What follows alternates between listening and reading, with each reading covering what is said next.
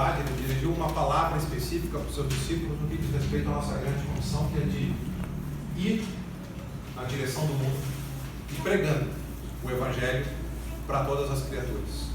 Nós devemos batizar as pessoas, antes de tudo ensinando a elas o que é ser um discípulo. Que discípulo de Jesus significa um compromisso sério. E um compromisso que vai custar a nossa vida, vai custar o nosso tempo, vai custar tudo. E somente se as pessoas entenderem isso é que elas deveriam então ser admitidas ao batismo. E de fazer discípulos de todas as nações. Depois batiza elas. Em nome do Pai, do Filho e do Espírito Santo. É por isso que tem o cálculo do custo antes do batismo, na lição 8 dos princípios básicos da fé cristã, por exemplo. É um custo alto, mas é um custo que vale a pena. É ser sócio no maior empreendimento da história, que é a salvação de almas para a eternidade. Então, depois de batizá-las, nós devemos ainda levá-las da infância à maturidade, ensinando a guardar todas as coisas que Jesus ordenou, porque ele tem toda a autoridade. As pessoas deveriam, como nós, obedecer a Jesus, que tem toda a autoridade. E Jesus nunca escondeu no primeiro século que o fato de nós proclamarmos a mesma mensagem que ele proclamou geraria perseguição, porque gerou perseguição para ele. Isso está em João 15:20, quando ele disse que o servo não está acima do Senhor. Se perseguiram a mim, vão perseguir a vocês também. Mas olhem pelo lado positivo. Vocês, por exemplo, me aceitaram, outros me aceitaram, alguns vão aceitar a mensagem também. Mas perseguição está dentro do quadro da ideia de proclamação do Evangelho.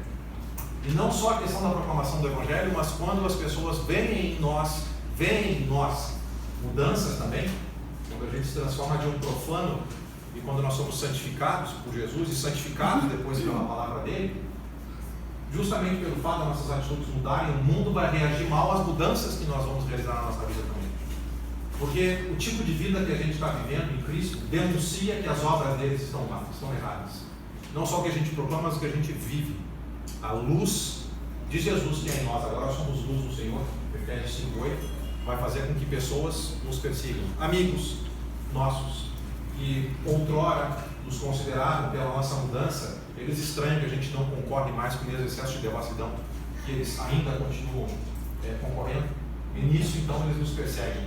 E mentindo vão falar todo tipo de mal contra cada um de nós. Pessoas e empresas vão perseguir a gente pelo fato de, dentro da nossa santificação, a gente vai ser extremamente criterioso e justo no que a gente vai fazer. E tem tantos aspectos de diversas mudanças que vão acontecer e que então vai gerar a perseguição. E o mundo, no primeiro século, tratou assim a igreja.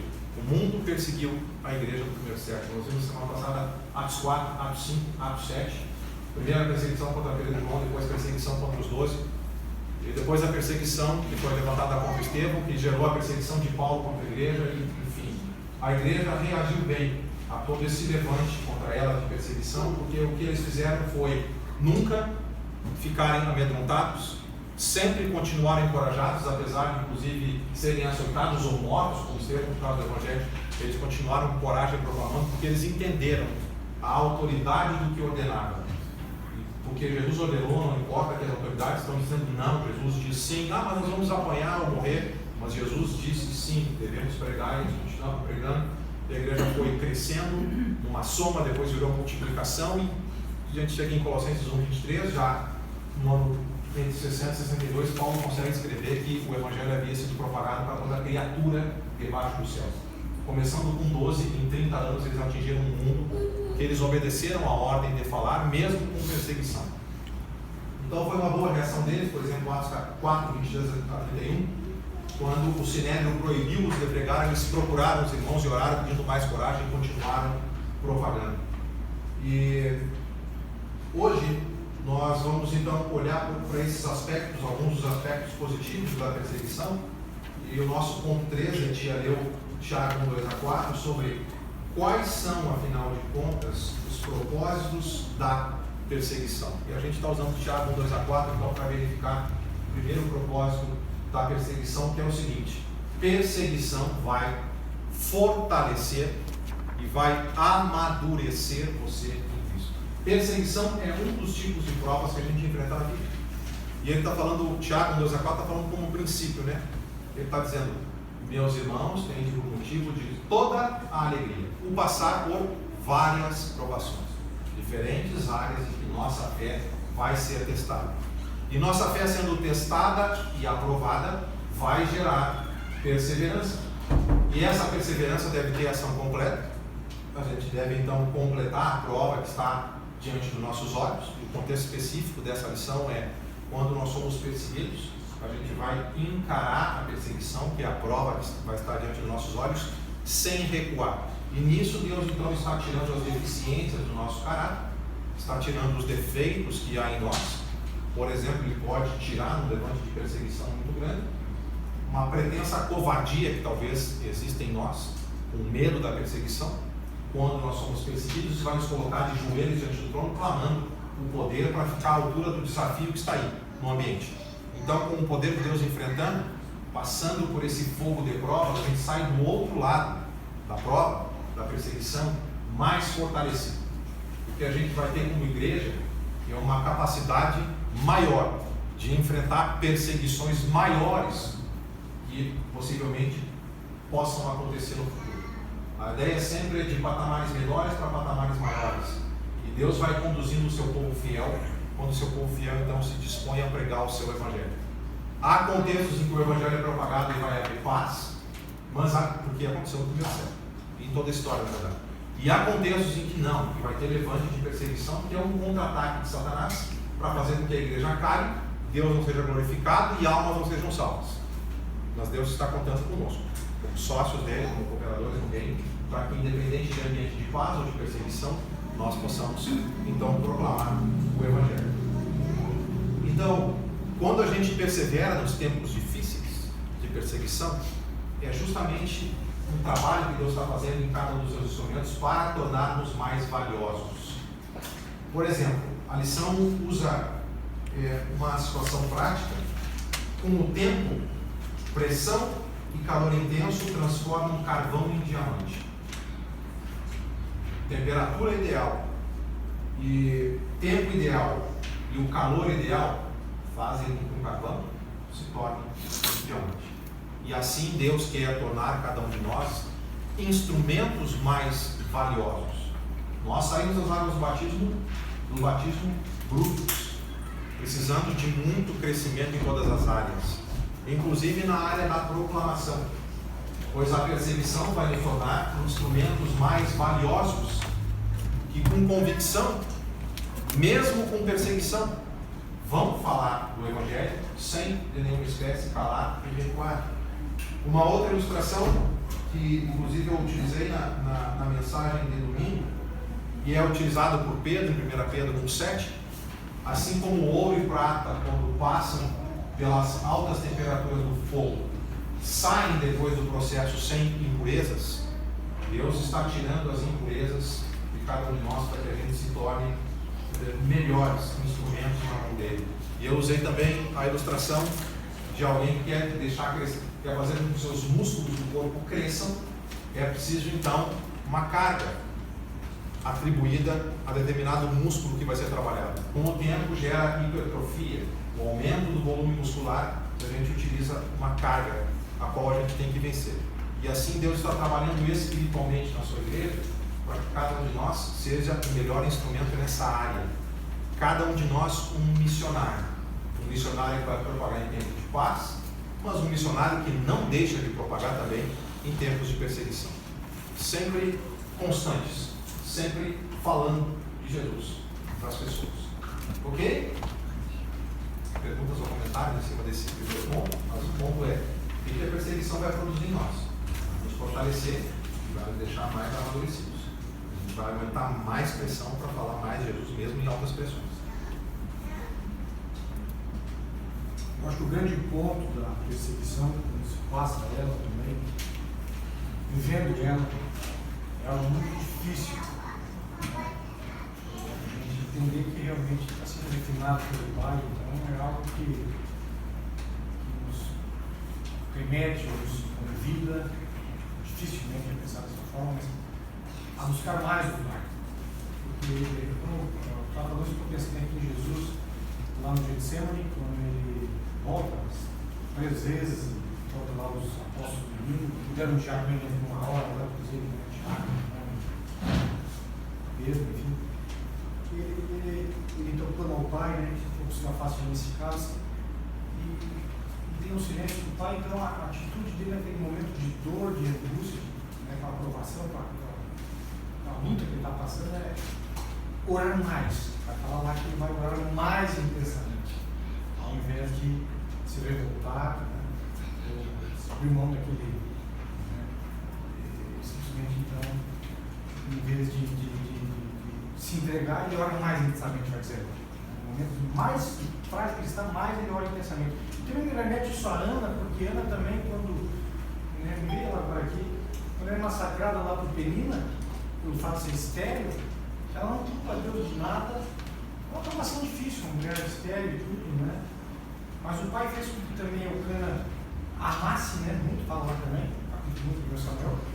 E ela também não se revolta com o pai nessa provação de vida que ela está passando. Ela também vai falar que ela então se derrama ao Senhor, ela ora mais intensamente para tentar ver se tem a graça do pai de superar aquela provação. Então eu acho que isso é uma coisa que nos ensina também no momento de provação, quando estamos sendo ensinados, em vez de nos diálogos, que é difícil nos já podemos até nos diálogos desanimarmos em alguns momentos, mas mergulhar mais na relação com o pai, na intimidade dele, através da oração, clamando, porque é um caminho de tornar, vai não dar afastamento.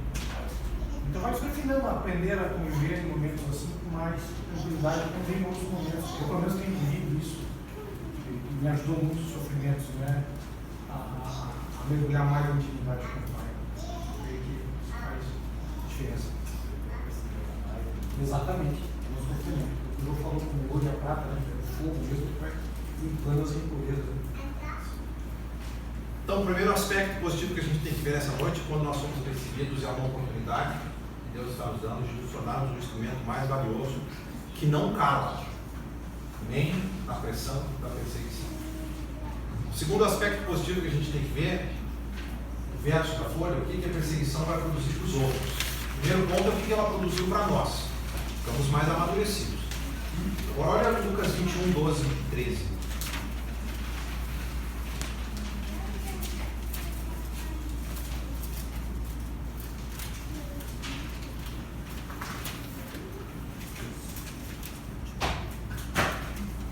Antes, porém, de todas estas coisas lançarão mão de vós e vos perseguirão, entregando-vos às sinagogas e aos cárceres, levando-os à presença de reis e governadores por causa do meu nome. 13.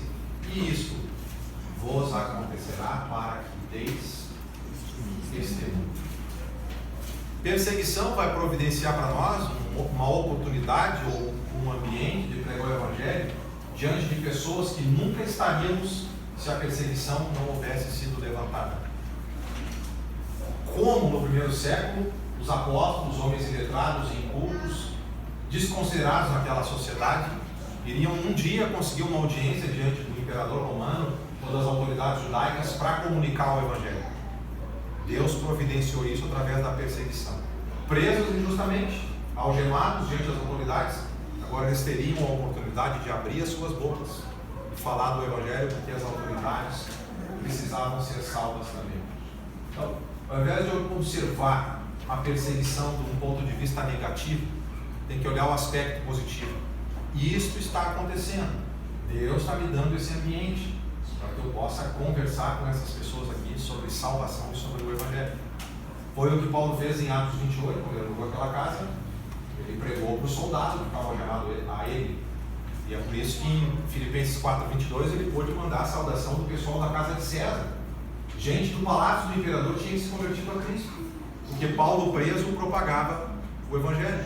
Aquilo que Cristo havia profetizado enquanto os apóstolos estavam com ele, aconteceu depois da subida de Jesus. E tem o Sinédrio em Atos 4 ouvindo sobre Jesus, em Atos 5 de novo.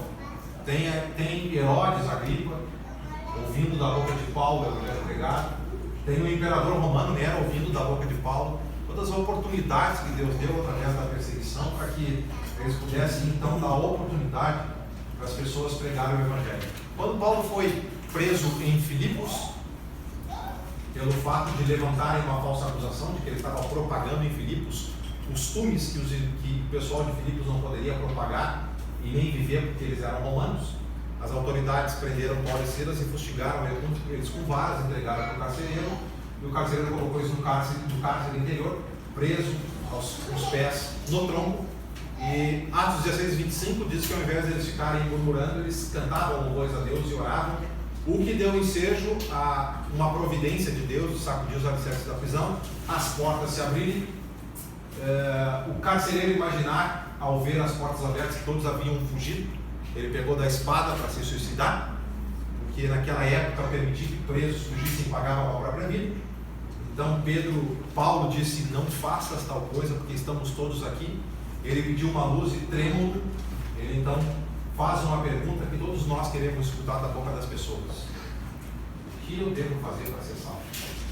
E agora um carcereiro, uma autoridade, tem a oportunidade de ouvir da boca de Paulo o que afinal de contas deve fazer para ser salvo. E naquela noite mesmo, naquela madrugada, o carcereiro e toda a sua família convertidos e alegres, lavaram os vergões ainda das feridas de Paulo e de Silas, e nós tivemos ali conversão. Talvez não seja só uma questão de perseguição, a gente pode abrir um pouco o espectro das situações de provas que a gente enfrenta na vida. Se você fica doente e baixa no hospital, não olhe isso como motivo de murmuração, olhe isso como uma oportunidade para enfermeiros, para médicos, para recepcionistas, os companheiros de quarto, uma série de pessoas que você nunca veria na vida, se você não estivesse passando pela prova da doença física que te colocou no leito de hospital. Em situações difíceis, ao invés de olhar de maneira negativa, Jesus ensinou: olhem de maneira positiva. Eu estou oportunizando vocês relacionamentos que vocês nunca teriam se a situação negativa não estivesse lá. Olha o que diz a lição: perseguição vai prover oportunidades únicas para falar do Evangelho a outros. Os discípulos ficaram em pé diante de reis e governantes, enquanto outras pessoas na sociedade nunca teriam uma audiência diante deles. Uma atitude positiva diante da perseguição é importante. Paulo e Silas tiveram uma atitude de louvor a Deus em situação difícil, ao invés de reclamar, resultando na oportunidade de salvar mais uma família. Quando você ficar doente e estiver aqui no hospital, veja a oportunidade de falar de Jesus com recepcionistas, secretárias, enfermeiras e médicos. Ok? É a visão de Jesus, especialmente em Lucas 21:13. Eu vou permitir isso. Vocês tenham a oportunidade de testemunhar. Deus não perde, Ele tem controle sobre tudo. E você já se colocou como um escravo dele. Como um escravo dele, ele me usa como ele quiser. E se precisar de uma perseguição contra mim, me colocar diante de alguém, para que esse alguém discutir o Evangelho, deveria ser que a gente pense assim: esse é assim, me leve. Ok? Agora o ponto 4. Como é que você pode perseverar durante a perseguição? Onde os nossos olhos devem estar focalizados durante a perseguição? Hebreus 12, por gentileza. Hebreus 12, 1-4. Portanto, também nós, uma vez que estamos rodeados por tão grande nuvem de testemunhas, livremos-nos de tudo que nos atrapalha e do pecado que nos envolve, e corramos com perseverança a corrida que nos é proposta, tendo os olhos fitos em Jesus, autor e consumador da nossa fé. Ele, pela alegria que lhe foi proposta, suportou a cruz, desprezando a vergonha, e assentou-se à direita do trono de Deus. Pensem bem naquele que suportou tal imposição dos pecadores contra si mesmo, para que vocês não se cansem nem desanimem. Na luta contra o pecado, vocês não resistiram até o ponto de derramar o próprio sangue. Ótimo. Lá, pega todo o contexto anterior de Hebreus 10:32, o autor de Hebreus estava elogiando esses irmãos que logo no início da conversão deles, eles suportaram qualquer sofrimento. Não houve tipo de sofrimento que eles não tivessem enfrentado e permanecido firmes. Mas agora, quando eles escrevem a carta, eles estavam oscilando num sentido negativo, estavam com a ponto de abandonar a fé. E ele disse que nós necessitamos de uma fé perseverante. Porque se nós perseverarmos, nós vamos receber o galardão. Mas se a gente recuar, por causa da perseguição, Deus não se compraz numa alma que recua. Mas ele disse, encorajando: nós não somos aqueles que retrocedem, nós somos aqueles que vão avançar para a conservação da nossa alma. E aí então, depois de encorajar os irmãos hebreus, falando da própria atitude que eles tiveram no passado, para retomar aquela atitude, ele colocou todos os heróis da fé do Velho Testamento como exemplo de como perseverar nas perseguições. E agora eles já haviam morrido, e é como se eles estivessem, então, a gente viu semana passada, na arquibancada espiritual, torcendo para que a nossa geração também complete a nossa maratona. É uma maratona de fé. A fé não é uma questão de 100 metros rasos. Tem irmãos que arrancam muito bem 100 metros nas alturas, mas depois ficam desestimulados com as perseguições e saem da fé. Quem vai chegar no céu verdadeiramente é aquele que entende que a vida cristã é uma maratona. É 42 quilômetros, é preciso resistência. E aí, depois de falar dos irmãos do Velho Testamento, ele coloca Jesus como exemplo máximo diante dos nossos olhos. Jesus não está na arquibancada. Jesus é o nosso modelo e inspiração máxima, e talvez a gente possa vê-lo até como nosso treinador. Alguém que tem experiência, conhecimento, sabe de sofrimento e como superar sofrimento. E o autor de Hebreus não coloca para a gente Jesus. Ele diz, portanto, 12:1, depois de falar dos irmãos do Velho Testamento, também nós, o bastão da fé está na nossa mão, visto que temos a rodear-nos tão grande nuvem de testemunhas, os irmãos da velha aliança, desembaraçando-nos de todo o peso do pecado que temos esse dia, corramos com perseverança a carreira que está proposta. E aí, olhando firmemente para o autor e consumador da fé, Jesus. Não é um olhar casual, não é um olhar superficial, é um olhar firmemente, que considera, que reflete, que inspira, que leva então o coração a ser conquistado para imitar o padrão. Jesus em troca da alegria que lhe estava proposta. Voltar à destra de Deus. Ele suportou a cruz, olha o sofrimento e perseguição. Ele não fez caso da vergonha pública que ele estava enfrentando, crucificado, e agora ele está sentado à destra do trono de Deus. Então a gente deve considerar, segundo o autor de Hebreus, versículo 3, atentamente, de novo, um olhar atento para Jesus e o modelo dele, para a tamanha oposição dos pecadores que ele enfrentou contra ele mesmo, para que a gente não fique cansado e a gente não desmaie nas nossas almas, espiritualmente falando, por causa das perseguições que nós vamos enfrentar na nossa geração. E ao invés de aliviar, a nossa tendência muitas vezes é de usar muita palavra de consolo, que é bom, faz parte do Novo Testamento, falar palavras de consolo, mas às vezes a gente, em alguns contextos, tem que usar a palavra mais de encorajamento e injeção de ânimo. Não passar a mão na cabeça, mas dizer coisas como o autor de Hebreus disse aqui. E de mais a mais, no versículo 4, vocês nem derramaram o sangue aí. Ok? Vem mais pela frente. E vocês têm que olhar para Jesus, porque ele derramou o sangue e suportou a oposição e está no céu. E se vocês precisarem derramar o sangue, como é que fica? Vocês estão desanimados correndo com homens? O que vai acontecer se vocês precisarem correr com cavalos? Esse foi um encorajamento de Deus para Jeremias. Jeremias 12, quando ele estava reclamando das perseguições dele. Deus disse, olha, para de reclamar. Ele recém começou a correr com os homens. Eu vou te colocar e dá para correr com cavalos. Então, seja um homem espiritual forte aí e suporte todas as coisas. E é mais ou menos o que o autor de Hebreus está falando aqui para esses irmãos. E aí, nos versículos 12 e 13, ele diz assim, por isso, restabelecei as mãos descaídas. Eles estavam lutando, mas agora eles baixaram a guarda e já desistiram de lutar. Os joelhos já estão dobrados, como alguém, um lutador está com os punhos acima, os joelhos fortes, trocando de direção, inclusive.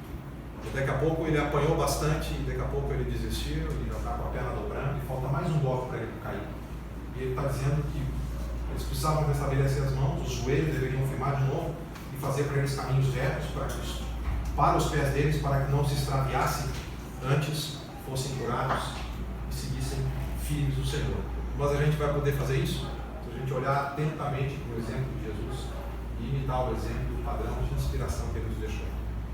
O que nos aguarda é a coroa da vida. O que nos aguarda é a eternidade. E não vão ser perseguições, nem a morte, nem derramar o sangue.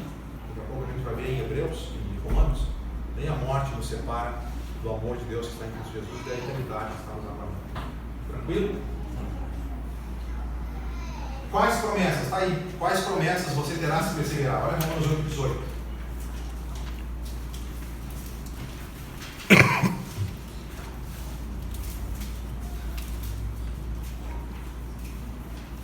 Uma coisa que a nossa geração precisa ouvir muito, no bom sentido, né? Vamos agir como homens. Claro, homens de Deus, mas homens. Sinônimo de coragem, né? Nossa geração é a geração, eu já falei isso para vocês. A nossa geração é a geração do analgésico. Qualquer dorzinha de cabeça tem que tomar um analgésico para tirar a dor. Na verdade, a gente tem que aprender a suportar dor. Vai acontecer dor no reino, vai acontecer perseguição. Não dá para ficar tomando analgésico da hora. Tem que passar pelo fogo da prova e ser purificado e crescer como um instrumento valioso. Capacidade cada vez maior de suportar cada vez mais por aquele que é o Rei dos Reis e que antes de tudo já suportou tudo por nós. Mas o que diz Romanos 8:18? Considero que os nossos sofrimentos atuais não podem ser comparados com a glória que em nós será revelada. Qualquer sofrimento que a gente enfrentar na atual ordem, por causa do nome de Jesus, nem pode ser comparado com a glória que vai ser revelada. É algo inimaginável que aguarda os vencedores. Os vencedores aqui, nem precisava desse parênteses, mas aqueles que se humilham diante de Deus e são usados como instrumento do poder dele na graça dele. Mas os vencedores não pode ser comparado. A gente tem um bom ânimo, nós vencemos o mundo. João 16:33. Jesus venceu o mundo e nós podemos vencer o mundo dele. Depois, Romanos 8:28, nesse contexto que a gente usou nesse domingo passado. Todas as coisas vão cooperar para o nosso bem, para o bem daqueles que amam a Deus. Deus vai fazer com que todas as coisas contribuam para o nosso bem. Dias bons e dias ruins estão incluídos em todas as coisas. Tudo, provas inclusive, vão contribuir para o nosso bem. E Romanos 8:31-39, ele vai dizer que Deus já nos deu Jesus. A gente não pode duvidar do amor de Deus em nenhum aspecto da nossa vida. Se Ele já deu Jesus, porventura, Ele não vai dar juntamente com Jesus e de graça todas as coisas? Quem é que vai levantar a acusação para os filhos de Deus? Ninguém, é Ele que nos justifica. Satanás, que é o acusador, pode fazer o que quiser, não tem nenhum poder contra o povo de Deus. Nós estamos debaixo do sangue de Cristo. Quem, além de intentar a acusação, quem é que vai nos condenar? Satanás, o mundo vai nos condenar, não podem fazer nada contra nós. Nós estamos remidos e lavados no sangue de Jesus. O que é que vai nos separar do amor de Cristo Jesus? Ele vai dizer no versículo 37, é isso? 37 é mais que vencedores. 38. Estou bem certo de que nem a morte, nem a vida, nem os anjos, nem os principados, nem as coisas do presente, nem o porvir, nem os poderes, nem a altura ou a profundidade, nem qualquer outra criatura poderá separar-nos do amor de Deus que está em Cristo Jesus nosso Senhor. E é por isso que em 87 nós somos mais que vencedores. Vamos supor que tivesse um servo no mundo, e fosse você, não tem mais nenhum fiel. E todo mundo está se levantando, os outros 7 bilhões de pessoas do mundo estão perseguindo você. E tem todo o exército do inferno, as potestades do mal, perseguindo você. Se você está do lado de Jesus, você tem a vitória. Mesmo que eles te matem, eles estão só te encaminhando para o trono. Só isso que eles podem fazer. Mais nada. Somos mais que vencedores. Por meio de Jesus Cristo, que nos amou. O povo de Deus nunca perde. Nunca perde. É a aparente derrota. A aparente derrota de Jesus foi 3 dias. E depois de 3 dias, ressurreição. Ficou por misericórdia mais 40 falando coisas do reino para ajudar os discípulos a chegar a toda a verdade, para eles ensinarem o Evangelho de Salvação. Mas depois voltou a destra de Deus. E onde está aquela aparente derrota? Convém aquele rei que está sentado à destra de Deus até que seus inimigos sejam postos debaixo dos pés dele. E o livro de Apocalipse é assim, um livro de grande vitória. Ah, Senhor, mas até quando? Nós estamos morrendo. Calma, eu vou mostrar para vocês a vitória. Capítulo 7 até o capítulo 22. Batalha e vitória, batalha e vitória, batalha e vitória. E nós precisamos entender que essas promessas, elas estão do nosso lado. Nós nunca perdemos. Nós sempre vamos vencer. Por isso podemos ser instrumentos corajosos. Pergunta ou comentário aqui, meus amados? Isso é um ponto interessante também, né? Porque está no Estevão aqui, gastado pela multidão, né? Uma aparente derrota aos olhos humanos, uma vitória eterna aos olhos do Pai, pela oração de Jesus, né? Eu também estava pensando aqui, falando os grandes impérios, né? Que massacraram tantos inocentes, perseguiram tantos santos de Deus. Já não existem mais. Não se foi. Né? O império, eu sempre falo, eu lembro desse império lá, o império das bandas da China, os maiores conquistadores também não existe mais. Quer dizer, a própria Babilônia, né? Impérios grandes do passado que ostentavam por si só aquela coisa que não seriam indestrutíveis, né? E acabaram. Onde estão eles? Onde estão os santos do Pai que foram perseguidos e massacrados? Onde estão agora? Conseguir enxergar a perspectiva eterna das coisas. E é sempre você fala uma coisa muito boa, e é promessa do Pai, o Santo de Deus, fiel e leal, sempre vai redundar em vitória. Sempre. Não nesse mundo, mas no mundo que começa a partir da nossa partida aqui. Às vezes temos algumas ilhas de refrigério por aqui, falasse bem que a gente tem que estar preparado nesses momentos que precisamos exercitar o músculo das provações, quando parece que estamos sós, como se fosse realmente um frente a 7 milhões de pessoas, firmeza, confiança nas promessas de A Deus. gente viu isso direto às vezes da Testamento, 300 homens contra 185 mil de Gideão. Que coisa, né? Um soldado tinha que derrubar 450. E eles nem trabalharam. Estratégia meio, aos olhos humanos, maluca de Deus. Está lá embaixo o exército, ou aqui em cima. Tochas, quebra os cantos, deu um barulho de aparente exército grandíssimo de Deus. E aí enlouqueceram lá embaixo e começaram a matar um outro. Isso também se vê porque da fraqueza Deus vai se aperfeiçoando, né? Tem gente até que os santos vão até o extremo da aprovação para mostrar que ele que vence, né? Me lembrei aqui, eu acho que é de Jefté, isso. O negócio que matou não sei quantos cristãos, uma tacada só lá, um homem só. É Jefté, não fugiu aqui. Acho que é juízo. É impressionante assim, a gente vê os grandes santos do Pai, né? Sempre em menor quantidade, mas vencendo a multidão insana e pagando. Então, para nós, o ponto como igreja missionária aqui, quando vai começar a nossa vitória? Porque a gente está tão calado e recuado. Tem a vergonha de falar para o vizinho lá de Jesus. Tem a vergonha de falar para o colega de trabalho lá. Não está sendo nem açoitado, nem morto. Zombaria é o que nos faz recuar.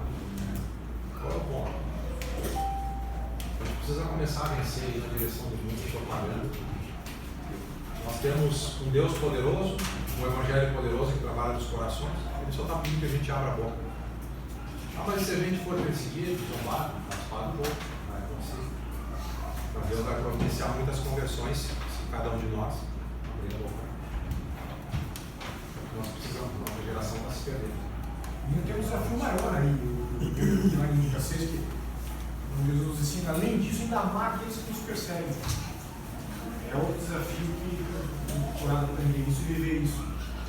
Próximo ponto da lição, Luiz deu a deixa. Olha, o que a gente deve fazer quando nós somos perseguidos? Mateus 5,44, vocês conhecem, né? Ouvi isso que foi dito? Ao próximo e odiar o inimigo. Eu, porém, vos digo, amai os vossos inimigos e orai pelos que vos perseguem.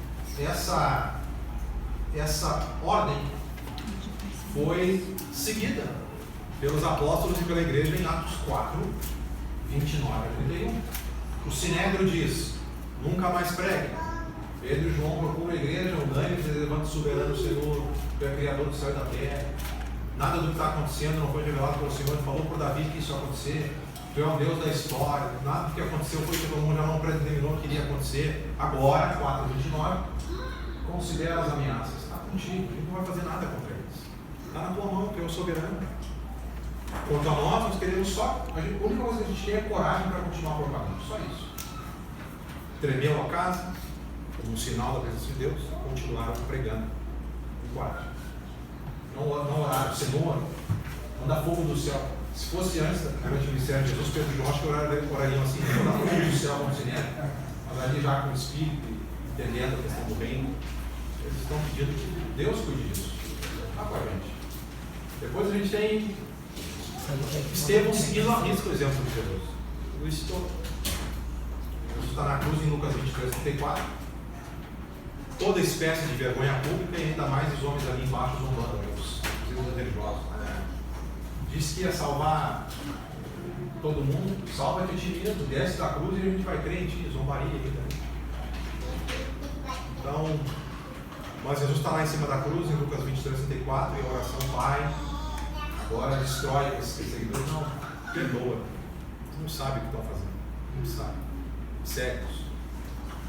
Estevão sendo apedrejado ali pelo Sinédrio, pelos homens da sinagoga dos libertos, ali no final de Lucas 7. Que ele disse: vocês são descendentes daqueles que perseguiram os profetas do Velho Testamento. E vocês perseguiram agora, muito mais importante, vocês perseguiram o justo. Vocês perseguiram Jesus, condenaram ele à morte. Homens de dura cerviz, vocês sempre resistem ao Espírito Santo. Eles ficaram enfurecidos, rangeram os dentes, estavam enfurecidos no coração e rilharam os dentes. E ainda Estevão sai com essa: veja os céus abertos, o Filho de Deus à destra do Todo-Poderoso.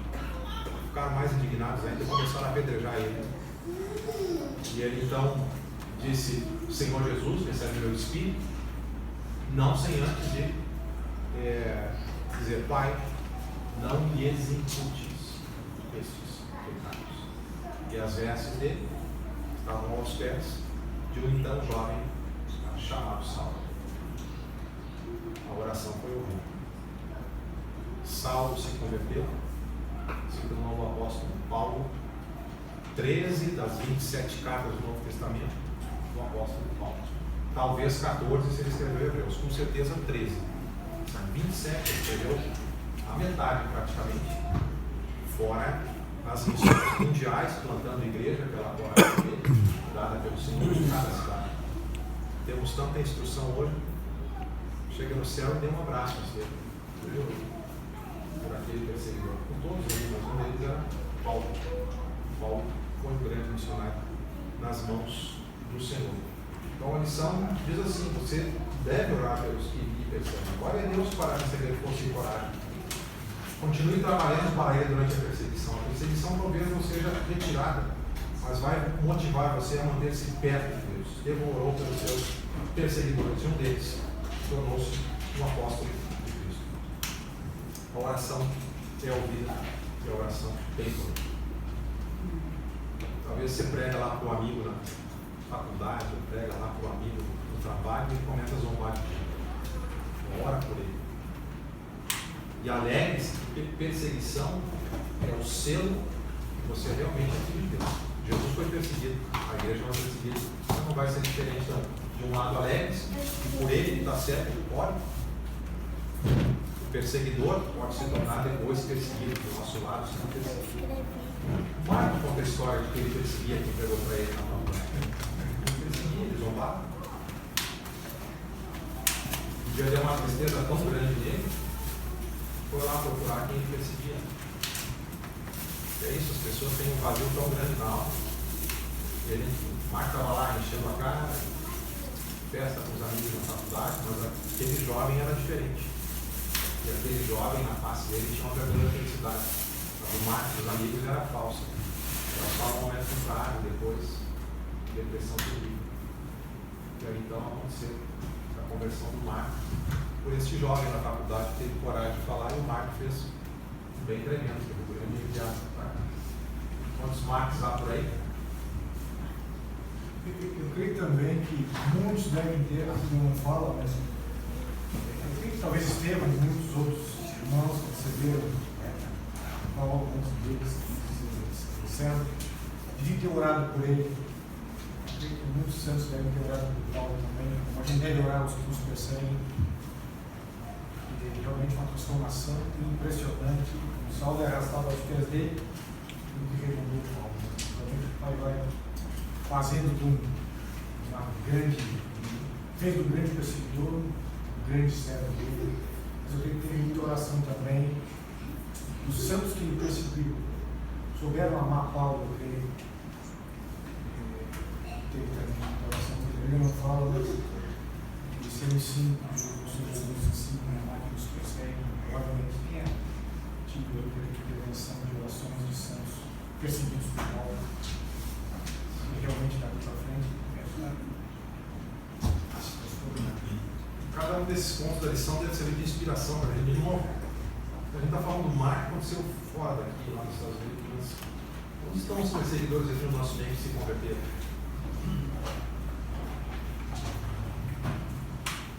Isso é tudo para destacar como um ajuste atendido para vocês, como tentar encorajar a ideia de a gente não estar falando.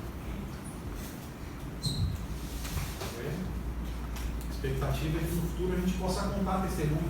Sabe o fulano que está aqui do lado do Almir, aqui, esse irmão que vai me perseguir aqui, nós oramos por ele, ele está aqui caminhando com a gente como céu. Histórias que vão inspirar. O que podem acontecer porque o Evangelho é poderoso, a gente só precisa abrir nossas bocas para começar a falar do Evangelho. O último ponto da lição: o que Deus pensa e faz quando você é perseguido. Porque o texto de 1 Pedro 2, 19 e 20 diz que a gente deve obedecer o nosso patrão, não só se ele for bacana, acordado, mas até se ele for um perseguidor. Que glória há, ele pergunta, se vocês são castigados por terem feito mal. Mas se vocês estão fazendo bem e vocês são perseguidos, isso é grato diante de Deus. Deus faz assim, não? Pô, meu servo está sendo perseguido, e mesmo na perseguição ele está tendo uma boa atitude. Joia, o servo de Deus, se consegue, mesmo diante da perseguição, ter uma boa atitude. Romanos 8, 26 e 27, aquele contexto que Paulo estava falando das perseguições, que a gente é mais do que vencedor, ele disse que em situações em que a gente não sabe orar como convém, tem o Espírito que vai interceder por nós diante de Deus, vai levar lá nossos gemidos inexprimíveis. Tem situações sim que a gente vai sofrer tanto que a gente não sabe nem falar.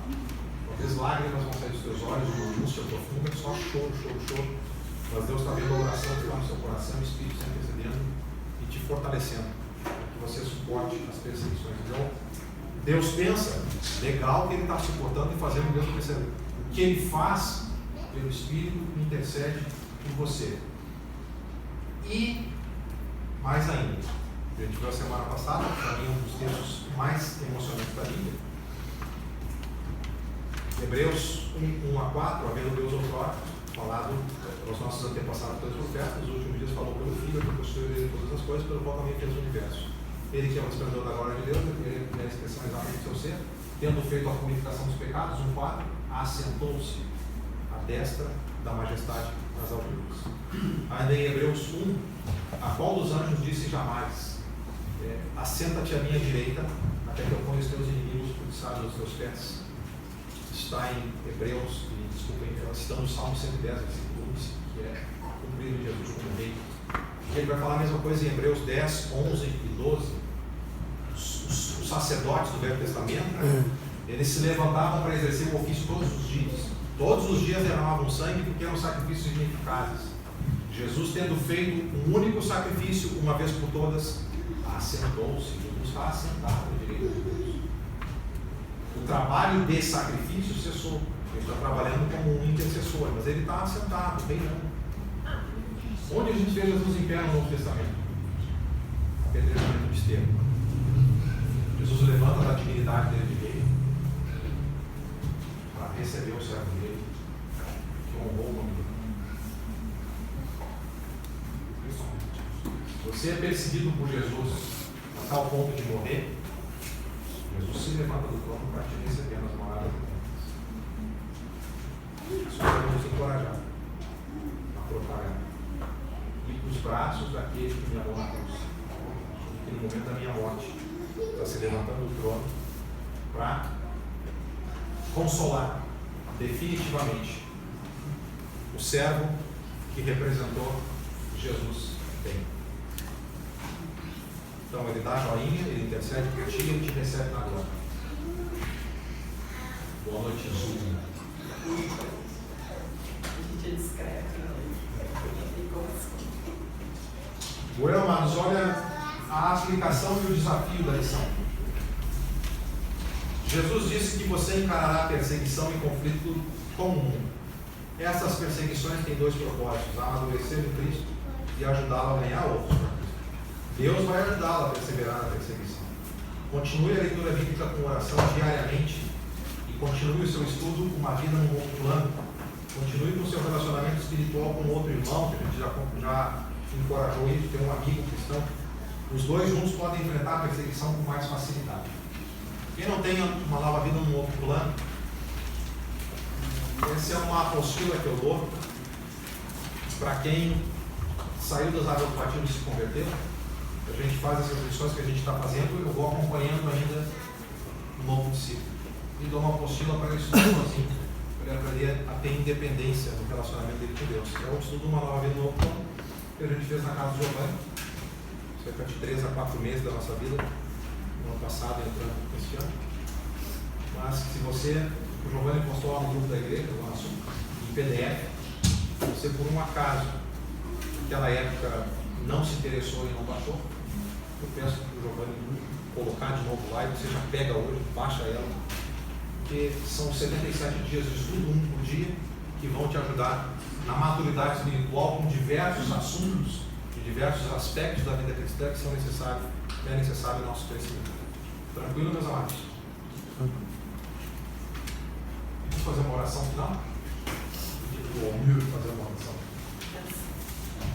Senhor, nosso Deus, amado Pai, graças te damos, Senhor, pela oportunidade, Senhor, de compartilhar a tua palavra, de ouvir, Senhor, e relembrar os erros de irmãos que perseveraram e foram fiéis a Ti.